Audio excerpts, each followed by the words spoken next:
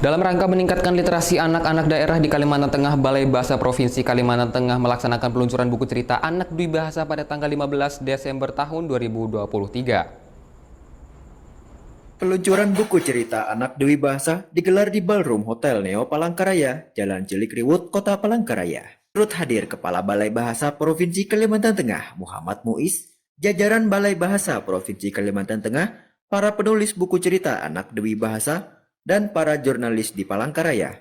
Dalam sambutannya, Kepala Balai Bahasa Provinsi Kalimantan Tengah, Muhammad Muiz, mengucap terima kasih kepada jurnalis yang telah menyebarkan informasi tentang semua aktivitas di Balai Bahasa Provinsi Kalimantan Tengah.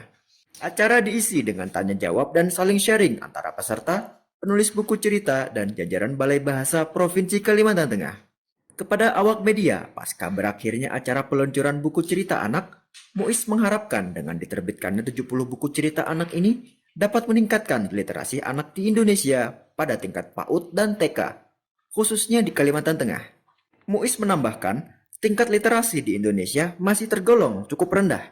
Dan dari itu, Balai Bahasa terus memberikan inovasi dalam meningkatkan literasi anak-anak menjadi semakin baik. Muiz juga berharap, mulai sejak dini, anak-anak dari tingkat PAUD, TK, dan SD mampu untuk gemar membaca cerita atau mendengar cerita dan saatnya nanti mereka mampu membuat satu buku cerita. Kami berharap dengan hadirnya buku cerita yang diterbitkan oleh Balai Bahasa Provinsi Kalimantan Tengah sebanyak 70 judul ini dapat memberikan kontribusi untuk pengembangan literasi di Indonesia, khususnya pada tataran PAUD, TK, dan tingkat SD dari kelas 1 sampai kelas 3.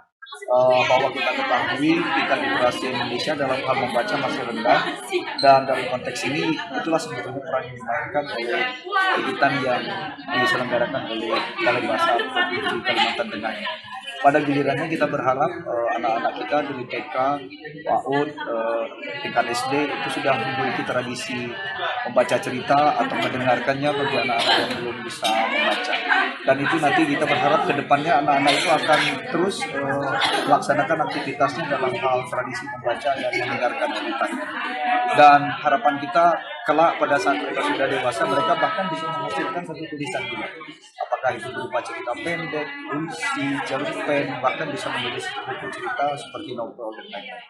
Dari Palangkaraya, Kalimantan Tengah, Wira Rizky Pratama, Dayak TV mengabarkan.